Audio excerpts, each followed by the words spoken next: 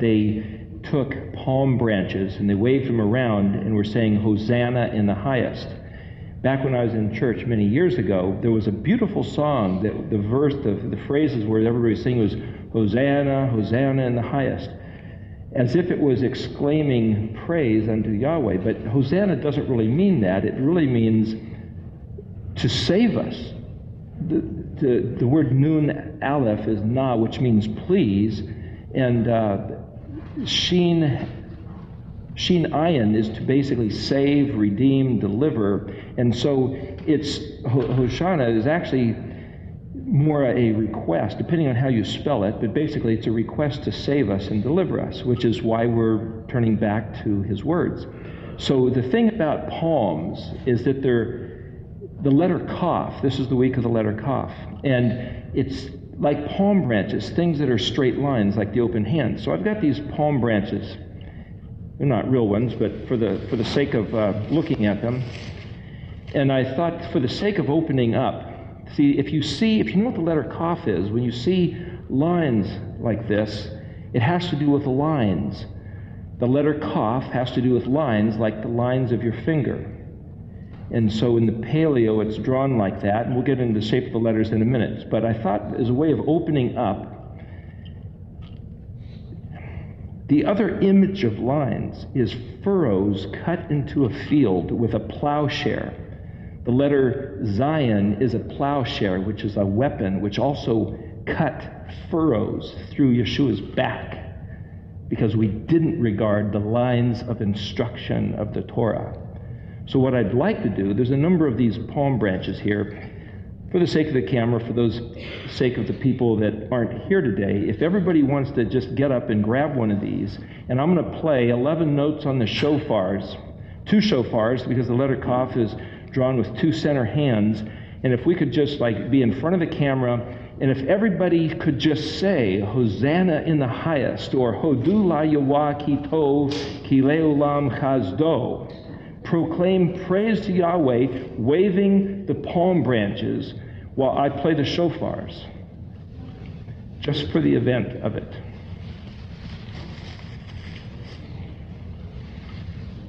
And again, it's just express whatever you feel like expressing as praise and requesting of deliverance from Yahweh. I'm not sure of however many of these we have, but however many we have to go around. I didn't know how many people would be here, but we got what we have.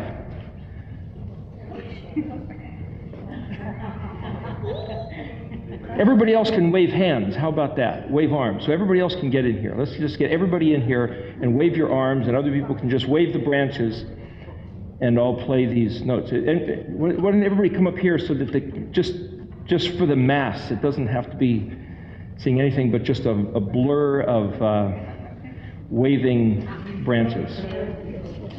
Remember, this is just praise and thanks to Yahweh and requesting for him to save us. Okay, so everybody ready? And remember, this is a joyous shout. It's not a mournful woe. It's a joyous shout of thanksgiving to Yahweh. Are we supposed to yell? Yell, say Hodu la Yahweh ki tov ki leolam chazdo, say Hosanna in the highest.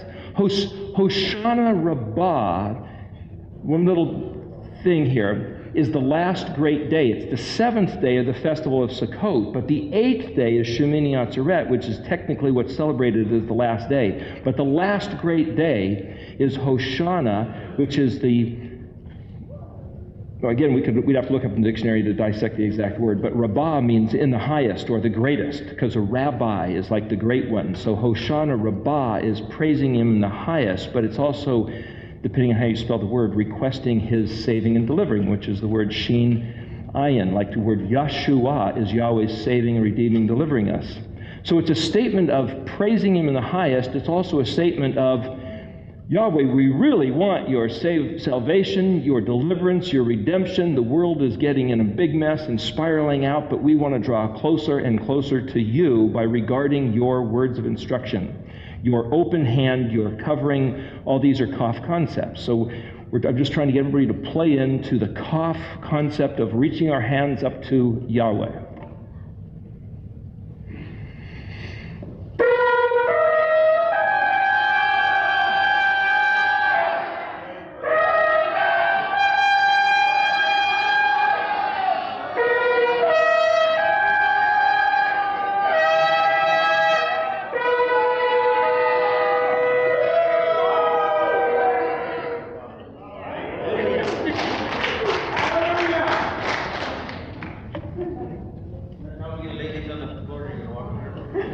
You can do that if you like. There's one other thing I want to do. We'll do it at the break so we can get on with this.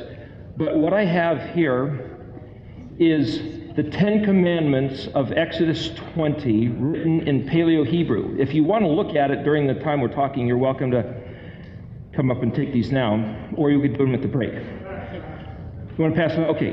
In fact, so you want to pass them out? So there's 3 pages. So they should be collated. So you give the top 3 pages to each person. There's 40. It looks like there's more than 40 people here. I apologize. There's only 40 sets. Hang on. I got to find the last page. Okay, hang on. There's 3 pages of each. So that's the same words written on the shirt. The 3rd page has a few extra things written on the shirt, and like I say, it's from Exodus 20. The 10 Commandments are also written in Deuteronomy. And the reason for this is to say the Kaf represents lines of instruction. And you could say, well, why do I say that? We'll get to that a little bit more in the second session.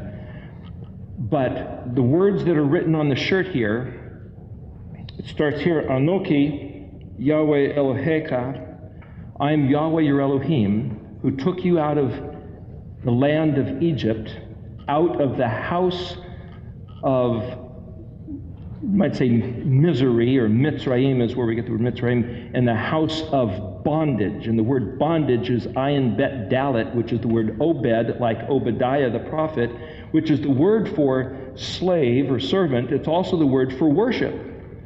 So Yahweh took his people out of a miserable place of worshiping false deities under the subjection of tyrannical overlords. But he didn't just cut them loose into a place of anarchy and liberty and freedom. He brought them to the place where they would now be under the burden and the subjection, and you might say the overlord of his hand, Yahweh's hand. So this Kaf represents Yahweh's hand. He said he took them out of Egypt with a strong hand. Well, the picture of the strong hand that grabs something and throws it, like last week the excavator, the big machinery, the yod of El, like the yodel of Tarzan as we did last week, where this excavator is grabbing a rock and throwing it into another pile, like Yahweh, the hand of the Creator, who through the stars, as it were, placed them in the sky. Yahweh, the hand of our Elohim, who took his people out from under the grasp of the Egyptian taskmasters, and he ripped them out from their hand, and he set his people free, but he set them free to be under the covering, the burden, the obligation, the responsibility of his own ways, his own words. That's the Kaf. And so the relationship between Yod and Kaf is the 2 letters, which are hands. Just for what it's worth, there's this painting here of 2 hands in the world. I did this painting quite a few years ago. It was part of an art project.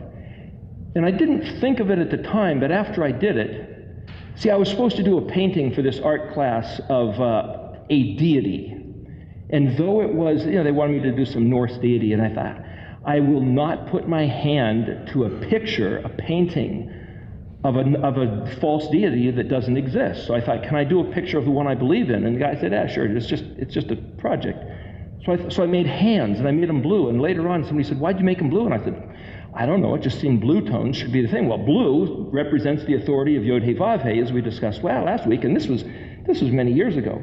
But the other interesting thing that I didn't do on purpose, but as I later thought about it, I made the world, the earth, as it were, transparent and the hand solid. We normally think, well, spirits, those are the immaterial, and the earth is the solid thing. Why did Yeshua walk through the walls after he resurrected? Was he a ghost-like form? No, it's because his reality is so solid that this earth, in comparison to him, is the ghost-like form. It's a question of reality. And so here these hands, the thing about the letter Kaf, and I didn't know anything about Hebrew, this was back in 1977, but the letter Kaf is a cupped hand. So even though its fingers splayed out like the palm branches, as we'll go through in the next session about the letter Kaf and the word spelled with the Kaf, is this cupped hand, like this one down here, and though this is a covering hand, the hands are laid out almost like the fingers, it's the working hand. And typically if you're going to do a job of covering or blessing, you might think, well, that's a job. It's not just grabbing something, which is now a cupped hand, and throwing it. So what I'm saying is that in the normal understanding of the meanings of these two letters, I've heard through the years of some apparent misunderstanding between the two letters, and I'm trying to show you why they're kind of easily confused. One way that I will try to show you later on about the letter Kaf, one way to determine what the letter Kaf means is by its use. So in the next session, we'll go through a whole list of words showing how the letter Kaf is used in forming words, the first letter of the word and the last letter of the word, so that you can see for yourself that though someone might say, oh, I'm making this stuff up, it's like you can see by the use in the scriptures that it's self-referential, it's self-explanatory. So last week we were talking about the letter Yod, and there's one thing I'd written on the board that we didn't quite get to, so I wanted to show you about the letter Yod, which has a little bit to do with like what I just talked about concerning the letter Kaf. So this is kind of like a tail end of the letter Yod. So I'll show you here on the board. The letter Yod is the 10th letter. And the letter Yod, which is this letter, can be spelled as Yod Dalet or Yod Vav Dalet. The letter Vav, as we discussed a few weeks ago, is the 6th letter, and it has 4 different vocalizations. It's an O or a U, so it sounds as a vowel, but it's also a V or a W. Well, think, double U. Well, that's like 2 U's. In English, we think, no, that's a W sound, but it's actually, in other languages like German, the V's and the W's and the U's are kind of all pronounced with a V, like Wagner is actually spelled with a W, and so English, again, like other languages, has gotten scrambled. And again, later on, we're going to deal with this concept of the scrambled languages playing into what Jamie was talking about in Zephaniah. But I'm showing you one way that these letters have gotten scrambled. So if you spell the word Yod Vav Dalet, if you look up in the Red Dictionary, you'll see that that's where it says, oh, this is Yod, the 10th letter of the alphabet. But when you see the word used in Scripture, it's not got the Vav in it. It's simply Yod Dalet, and it's pronounced Yod. So the vowel of the Vav or the O sound is inferred, and so typically you'll see a dot above here, above the letter Yod, which in the modern Hebrew, the Masoretic text, has the O sound. If it was a dot to the side, it would have the U sound. It would be Yud. You could say Yod or Yud, and it's the same exact word. It's just the different types, different colloquialisms of how they express it. If you see Yod Dalet Yod, as we discussed, the Yod is a prefix meaning he will, or sometimes I've seen it translated as they will, or even not maybe I will. And then Yod at the end means my. So there's 2 ways to read this 3-letter word. You could say he will, and then Dalet Yod is the word pronounced die, which means enough. It means stop. It means it's sufficient. So if Yod is a working hand, meaning he'll will, and die, and where I found this, though it's not exactly in the dictionary, is in this Fazim, which is about Sukkot, somebody there has seen it. At one point, the lady was saying, die, die! And I thought, what is this word? She's saying, enough, stop. Well, what happens when you die? You've had enough, stop, your life is over. And it's like, oh, here's another comparison between English and Hebrew. So some of these things I've tried to pick up are from listening, from reading, from seeing things that are not in Strong's Concordance, that are not necessarily in the dictionary. But if you read certain texts in the Scripture and you see the way they've translated it, and you check with other translations, you can then sepher, you can connect the dots. And I'm saying that word on purpose, we're going to get to it later. What does it mean to sepher? Well, we discussed before that if the word sefer means count or number or enumerate, but it also means to tell a story or to barber a hair. A barber is called a sefer. To give shape to something. So when Abraham was told to sefer the stars, I believe he connected the dots and designed the constellations. I'm making reference to a couple verses we're going to read later in Isaiah and in Jeremiah concerning this notion. And so, as a picture, if you're going to make a fence line on a property, delineating a certain property, a tract of land, you set up fence posts, and then you draw lines. Or if you're a surveyor, you're going to set certain key points, and then you're going to draw the line between them, and now you've designated this space. That's severing, that's connecting the dots. So what are we doing here? We're saying, I will sufficiently, or he will sufficiently, or he will make enough, or he will cause enough, because the letter Yod Dalet is a hand, a working hand, Yod, and if you look up in the dictionary, it means hand, or arm, or handle, or strength, or power, or it's also the foreleg. So we think, oh, it's just a hand, and is it a closed hand or an open hand? The Hebrew is this picture of a functioning, working hand. So do you have a handle on that? So I'm asking if you have a handle on that. I'm saying, can you yod the yod?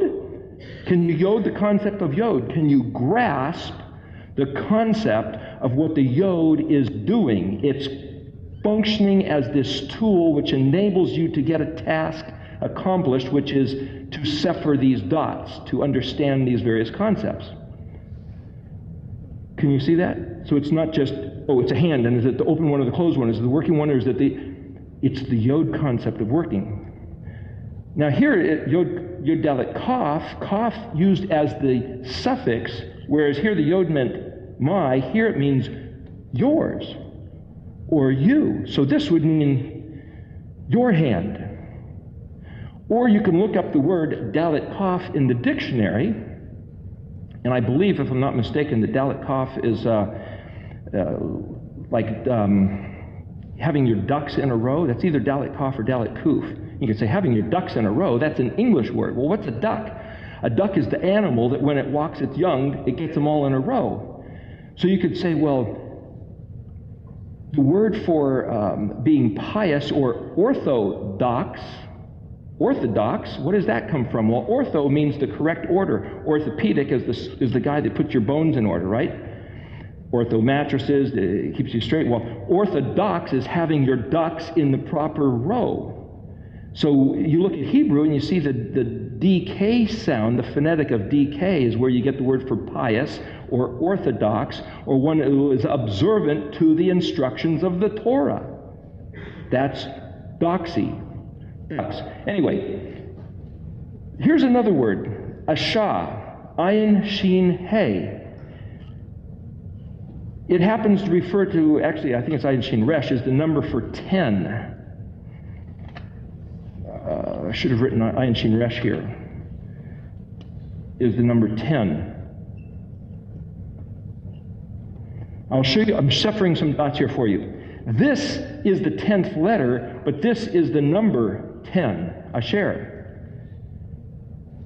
But this number, this word ayin shin hey, remember the yod is the working hand, but ayin shin hey means to work or to do. It's similar to the Spanish word hacer, which means to work or to do. This is asha.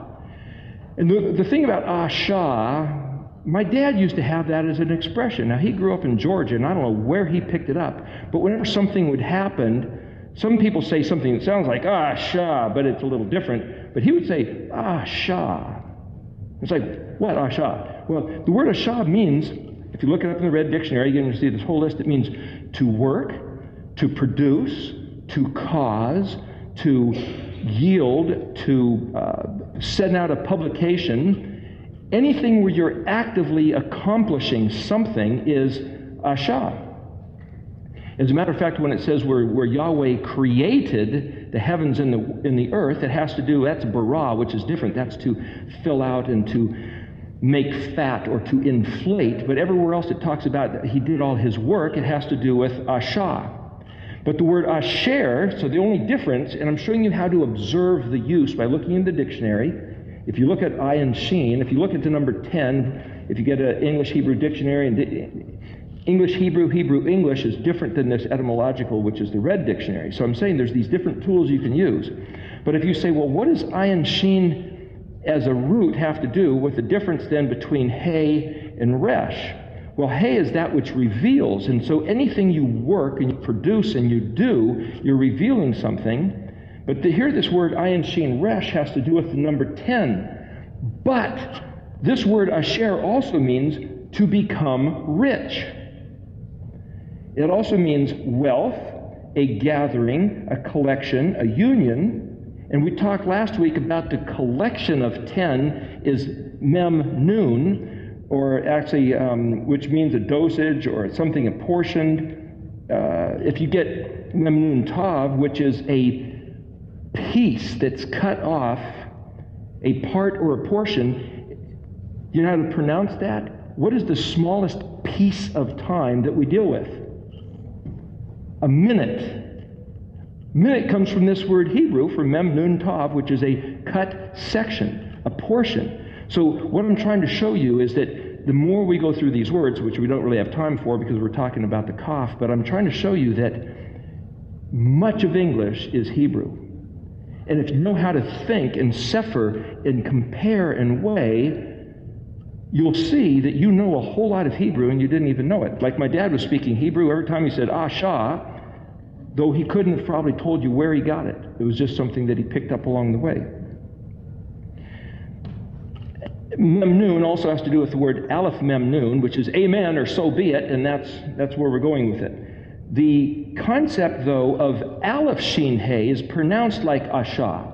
What's the difference now? Well, the ayin is pronounced sometimes like a GH, sometimes it's pronounced as a U, and sometimes it's pronounced as an A, sometimes as an O. It's like, well, how do you know how to pronounce it?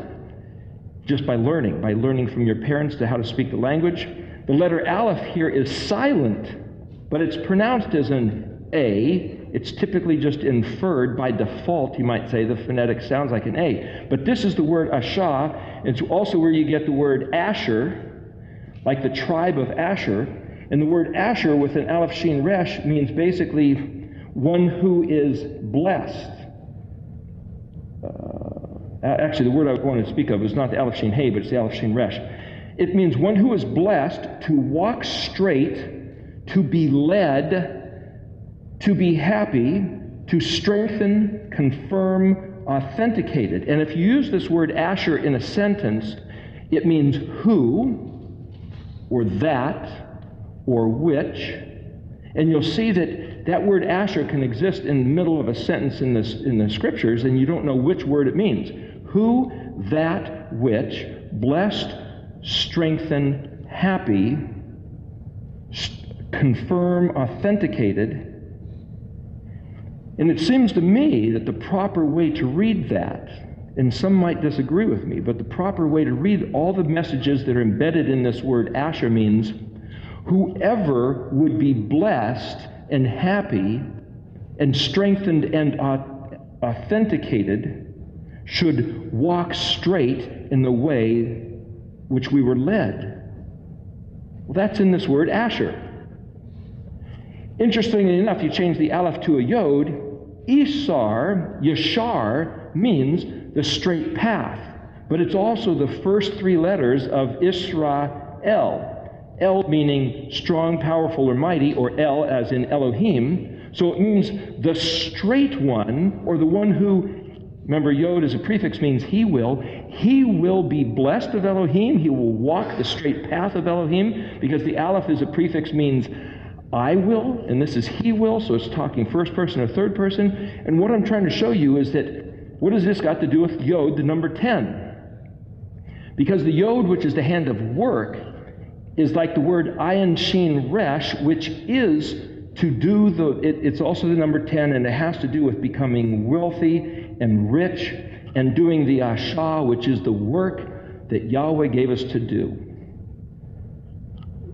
I'm trying to blend all these things together between the numbers 10 and 11. Just like the picture there, the two hands.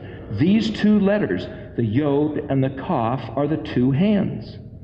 One is a working hand, and then the kaf is a cupping hand. So then you might want to say, well, there's another part of the study. Look through the scriptures, wherever he's talking about hands, and say, what is the story behind the hands? What's he saying? For example, when Moshe said to Yahweh on Mount Sinai, he said, show me your glory. And Yahweh said, nobody can see my face and live, but I'll show you my back view. And I'm thinking, wait a minute, back view? There's a certain letter which means the back of the head or the back view. It happens to be the letter Kuf.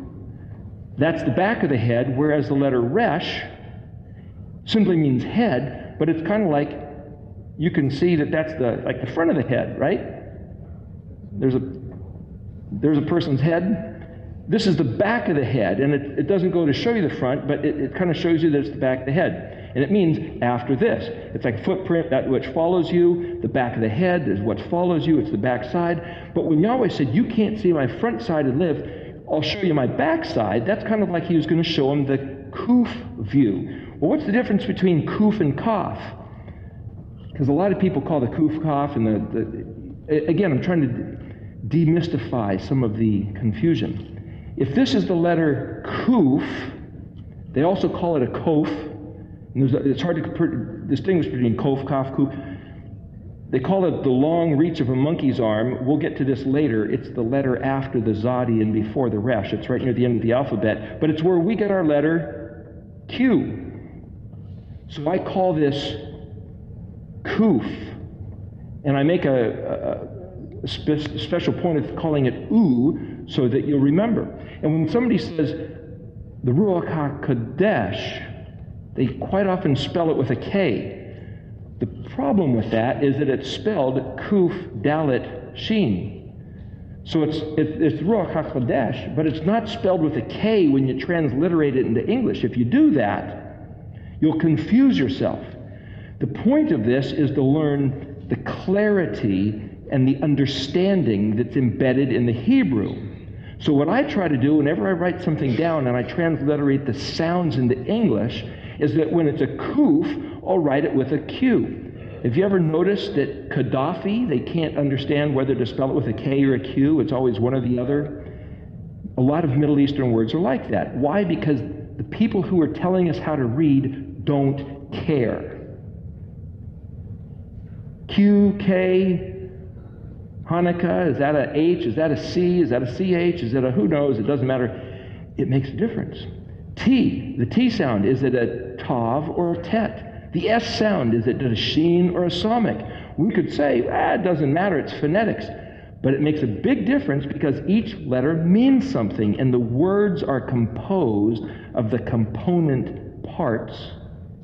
And the letter that you use to spell a certain word, the fact that this is a Kuf, not a Kaf, makes a very big difference when you go to dissect the words. So the Kaf, our letter K, remember we talked last week, if you look at Frank Seekin's book, you'll see that it used to be shaped this way, is the letter Kaf. Sometimes I draw it that way for the sake of being easy, but it's actually an open hand, where this letter here, this line here is like the thumb. There's the 5-letter hand of a Kaf. Might be hard to see there for you.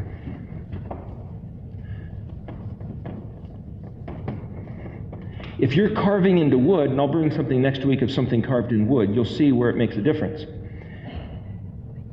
If you try to carve this into wood, all these little lines, unless it's a big letter, if it's a small letter on a piece of wood, the wood's going to split. It's very difficult. If you're going to chip into stone and you break the letters apart, it'll look like a blur. It won't be distinct. So you might end up just doing this. It's a curve with 2 lines. It's where we get the word number 11. Kaf happens to be the 11th letter. So here, even within the hand, it's drawn with these 2 letters. And you straighten that out. All these can look like the letter Kaf. And so if you look at ancient writing of Paleo, you'll find variations of this concept. So if you look up here, in the letter K, there's something very strange going on. It doesn't look like any of these. Those are actually, I have a book where it's a picture of the Dead Sea Scrolls, the book of Leviticus written in Paleo. And there's this one where it's written kind of like that. It's right up here. And it's like, how is that a Kaf? Because the guy has a quill pen, And it's easy to do a straight line, and now he just has to get something that looks like the number 11. So how's he going to do that? Every time he puts his pen down, it might bleed ink. Every time he picks it up and has to put it down again, it's a struggle, it's an effort. And he's writing this little tiny thing with an awkward instrument. So what he determined, what the scribe found to do, is just do 1 point, 2 point, and connect it. He could have just done that, and it would have been the same. So it becomes a scribal idiosyncrasy of the guy doing the writing. Well, it took me a while to figure out what that letter was, and the only way I could figure out what this letter was is that in the Paleo book, they tell you where in the scriptures it's found, and so then you got to get it to Tanakh, and you have to figure out how to read Hebrew enough in the modern letters to find the verse that they were referring to and identify as many letters as you can so you can find which piece of scripture are they talking about, and then you can identify letter by letter and say, that's what it is. It's a kaf. But it takes a little bit of suffering, connecting the dots, sleuthing, taking the effort to go back and find this stuff out. Now, who's going to do that? And I'm not trying to say anything about me, but who of you is going to do that? Now, the fact that you guys are in this classroom and the fact you've been coming consistently sets you apart from probably most people on the face of the earth. And I say that for a reason, because when we get into this thing in Isaiah and Jeremiah, I want to point something out to you regarding this very subject matter. I'm setting you up to think about what a novel thing it is to take your precious time and to sit here and think about these things. And you could say, but why would you? Because all of a sudden, I think that each one of us came to a certain point in our studies and our learning where all of a sudden we realized we'd been had. Either we were lied to intentionally, or we were taught things that the teachers were confused, or they just didn't know, or they were told what to teach us that was a lie, or they were taught something that their teachers just didn't know. But somehow or other, we realized all of a sudden what we were taught is not the truth. Compared to what? How can I make a statement that what we were taught is not the truth? Now I'm making a big assumption by that statement, first of all, that there is a truth, that the truth might be knowable, that the truth is transferable, that somebody else who should have known the truth is telling us something different than what that truth is, which means I then had to go back and surmise or determine what that truth might be, compare it to what I was told, and realize there's a discrepancy, and then say, I'm going to put more validity to this other concept than this one that's been handed down. Now, there's a lot of stuff going on there. But again, who's going to do that? You have to have a provocation. You have to be motivated or stimulated or coerced, or there needs to be a catalyst to cause all that energy and all that work and all that. Actually, what it produces is outrage. And they say there's like 7 steps to trauma. The first one is denial. It's like, no, that can't be true. And then another one is like, why, those dirty rats, who's done that to us? Who? It's like, now it's a matter of accusation, of violent response. And then another step of the 7 is to say, and you feel like just giving up. It just doesn't matter. So what? And another step is to say, I'm going to go get drunk and watch TV.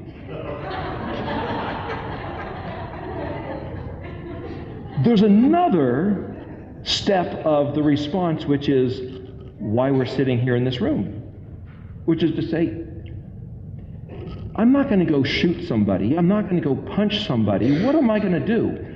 I'm going to put the effort to finding out what went wrong.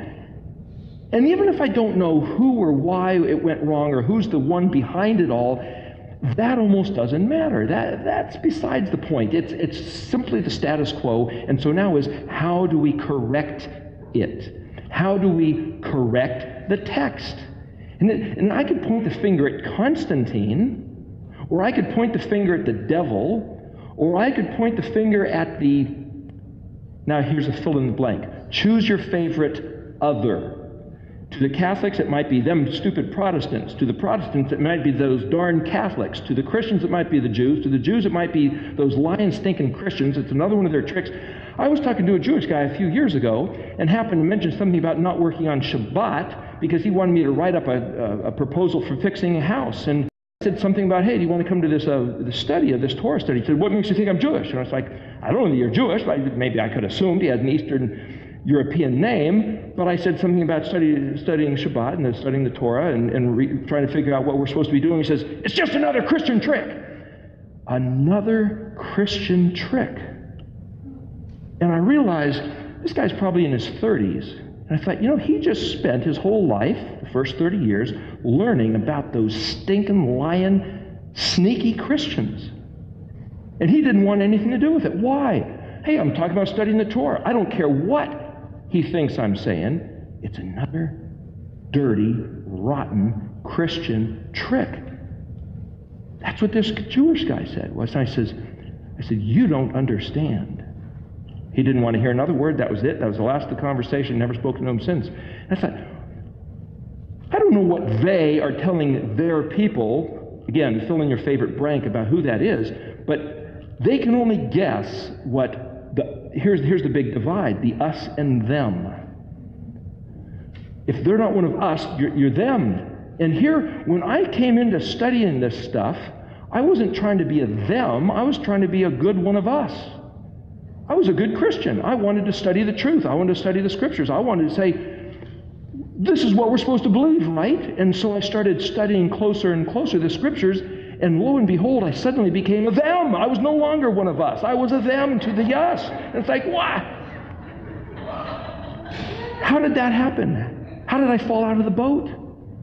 Trying to be a very good sailor, you suddenly fall out of the boat and become a shark? How did that happen? These lines are very obscure, you see, but the Kaf is all about lines. Where do you draw the line? Which side of the line are you on? If the story of Asher, the number 10, remember, was a minyan, was a collection, was a group. In Hebrew, the word minyan is, well, in fact, I know some friends who went to a Jewish synagogue, and they said, look, we're not going to study the Torah unless there's a minyan. 10 men, 10 circumcised men, because now we have a collection of a group of men that we can offer prayers to Yahweh and listen to us. Where do they come up with this stuff? In their teachings. Whose teachings? We didn't learn that stuff. That's because we was them and not one of us. Because the us has different teachings than the thems. And now there's a question like, which us or which them do any of us choose to become or to be part of? It's like, well, which group do I want to join? Which denomination? I know some people who are Orthodox, Greek Orthodox, Romanian Orthodox. And to them, they said the Catholics were the renegade, protesting rebels back in the era of 300 AD.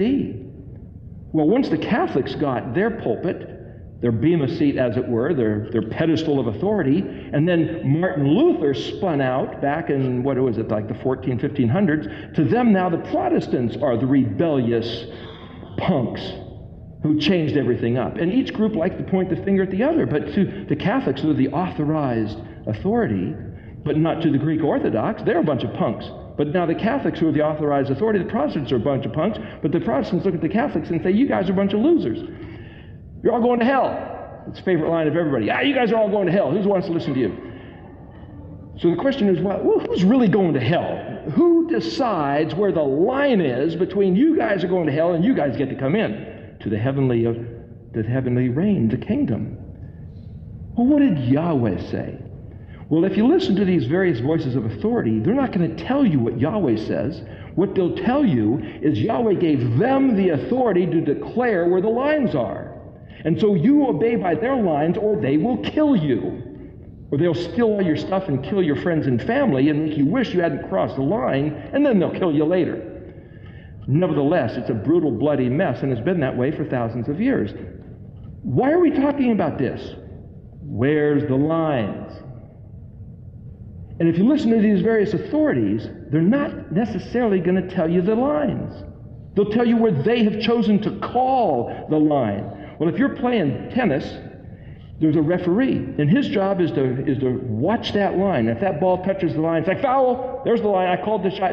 It doesn't count. They have declared, the various authorities, the ecclesiastical authorities, ecclesiastical means the rule of the church, basically, that they have said, we have been granted by the Almighty Creator, we have been granted the situation, the position, and the authority to call the line. Is it the same as the line that Yahweh made? Now, we've been told it was, but yet the Jews have been told that their rabbis have the authority to call the line. The Christians have been told that their Vatican or their church council or their Orthodox inherited religion has had by God, He has given them the order and the responsibility and the prerogative to call the lines. The question is that true? Well, guess what? If you don't read Hebrew, all you can do is believe what they tell you. I heard a guy on the internet I was just listening to the other day, a Christian minister, and he's saying he was going to teach his church how to read Hebrew. And an older minister said to him, he got mad, and he says, you better not do that. It's like, why? You're wasting everybody's time. Why? Well, what about the people that need to be hearing a good sermon, and the people that need to have food given to them, and the people that need to be visited, and the Christian work? You're wasting everybody's time teaching them Hebrew, and is violently angry. And it's like, wow. Why should learning Hebrew elicit, provoke, pull out of him such almost a demonic response? Who's behind that? Could it be Yahweh? Could it be the devil? Could it be his own insanity? It's probably his own zeal to be a good preacher. Why would a good preacher have that response? And it's like, what's the work of faith? What's the work of what you believe? Let's go back to Ayin Shin Hey. What's the work? What does this work mean in Hebrew? What's the Yod? What does that mean? But let's go back to the Kaf and take it one step deeper. To look at the letter Kaf for a minute, the modern letter Kaf is shaped like this. It's a cupped hand. You could say, well, this is the working hand. That's the Yod, kind of drawn like that. The grabbing hand. So there's in the letter Kaf, if it has what's called a dagesh in it, it's a harder letter C sound. If you take the letter Kaf and you draw a line, it's no longer letter Kaf, but it's the letter Bet. But this letter Kaf drawn with a C, in the modern, the final form is called a Sophite letter, which we'll get to later. And it's basically drawn like that. It has a long tail and it's this right angle. The letter Nun looks just like it in the final form, but it's like that, which looks just like the Vav, which is drawn like that. Kind of confusing. So in Paleo, it's like Paleo doesn't deal with the Sophites. It's just the letter Kaf. So maybe drawn like that. It's maybe drawn like that. Maybe it's drawn like that. It's the open hand. It's the parallel lines. But here's the question. The Kaf means you as a suffix, you or your. As a prefix, it means like or as. Why should that be? Now, if the letter Yod, like Yod Dalet Yod, right? This is the author. My hand that is sufficient. If you say Baruch,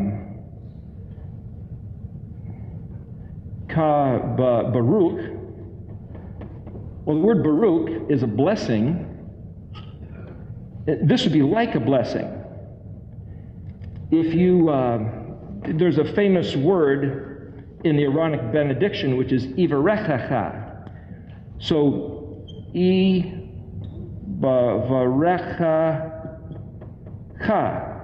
There's two Kafs. Well, this is the word Baruch, which is a blessing. And this is a Yod as a prefix, as we discussed last week. It means like he will. You. He will bless you.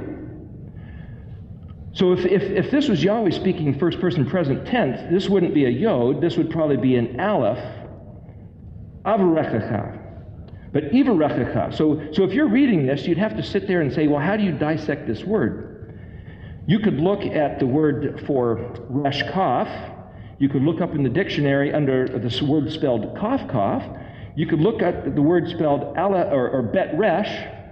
And then, being that the word used in the Aaronic benediction is a yod, you could look at the word for yod besh, yod bet resh kaf. You know, this study of breaking down words, which is what this class is about, is looking at all the possible, you might call them permutations, or all the various possible ways to shuffle these together. The other thing you can do, which I've mentioned once before, but I don't know if we've mentioned it very much, is a Brad Scott-ism, and I don't know, in his own studies what he mentions, is that when you have a three-letter word, for example, like the word Baruch, the two letters on the outside are like the clothing that it's wrapped up in, and the letter at the middle is the heart. So you can say, well, what's the heart of the resh wrapped up in? Well, you have to know what the resh means. Of course, we won't get to that till near the end, but it's the exalted man, or the head, or the summit, or the most important thing. Even though aleph is the first letter, which is the prime factor, which you might think is the most important thing, but I'm just saying there's these things that these concepts play off, like aleph shin resh and ayin shin resh. So that if the most important thing is wrapped up in bet and kaf, the most important, remember this is a word for bless. So the most important thing is for the exalted man, the resh. Well, who's the exalted man? Well, you could say, well, Yeshua, the Mashiach, he's the most important man.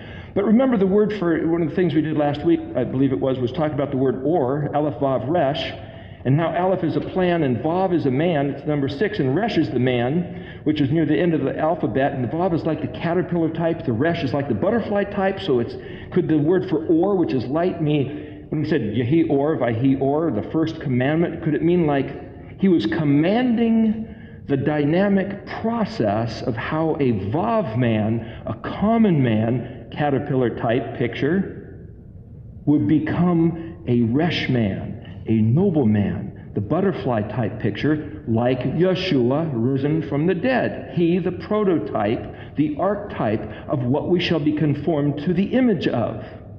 Could that be the first light that he created? Because he didn't make sun, moon, and stars until day 4. So again, we're separating. We're determining, we're comparing, we're putting things together like a puzzle and saying, how does this work? Which you can only do in Hebrew. You can't do it in English. But the guy on the internet was showing people, he said, well, these letters, 2,000 years ago, there was a cave, a mine in Egypt, and they found some writing, and it looked like some people who knew Canaanite language, phonetics, were using Egyptian hieroglyphics, which were symbols like house and ox and door and camel, and they were blending hieroglyphic symbols with Canaanite phonetics, appealing to their God to save them. When we were in Israel talking to this fellow who publishes the dictionary, he gave me this book written by the world's leading authority on the alphabet. And I flipped through it real quick to see what they had to say about the letter Vav. And I also flipped through where does this lady say the alphabet came from? Oh, it developed. It's like evolution. It was like reading Darwin. Well, if you believe in the Creator, you know that Darwin proposed some theories about how the evolution of the species happened. And it's not according to the belief in the Creator. It's according to the belief in something provoked a cause, an existence, which then morphed over the years, and that's why we have what we have now. Well, this lady who wrote this book about where this language came from said essentially the same thing. This guy teaching Christians in his church about ancient Hebrew said the same thing. That somebody just kind of came up with these phonetics and pictures, and it kind of developed and blah, blah, blah, and so now we're studying Hebrew, and it's like, oh, well, where does it take us? Well, you got an ox, you got a house, you got a camel and a door, but at least you're studying Hebrew. That is not what this class is about. What I'm trying to show you here is that these letters reveal the very face of the Creator, because I believe He designed the letters to reveal His face. He designed the letters to reveal the Mashiach. He designed these letters to tell us what His Word meant. And when He draws a line, and the line is described by these words in Hebrew, that's the line. And the first word of the Ten Commandments is this word here, Anochi. And the word Anoch is a plumb line. that which you hang up here to determine true verticality. Vertical. This line. This is the line that all else is measured to. And Anok is a plumb line. Anochi means my plumb line, because the letter Yod is the last letter, which means this is mine, and the Aleph means I will. And then the two letters in between are Nun, Kaf. And just like the word Kaf in Baruch means you, this is the house that you are wrapped up in order to become a rest man. Anochi, this is I will, Nun, impart vital life to Kaf, to you. This is the plumb line, and the word plumb line says, I will impart vital life to you. If the letter Kaf means you, and the letter Kaf is an open hand, this is your gift. Like a hat, it's also your covering, which is why the word kippah is a hat, which is why the word Kippur, the Day of Atonement, the Day of Covering, when your sins were covered. We'll go into these letters in the next session here in just 3 minutes from now.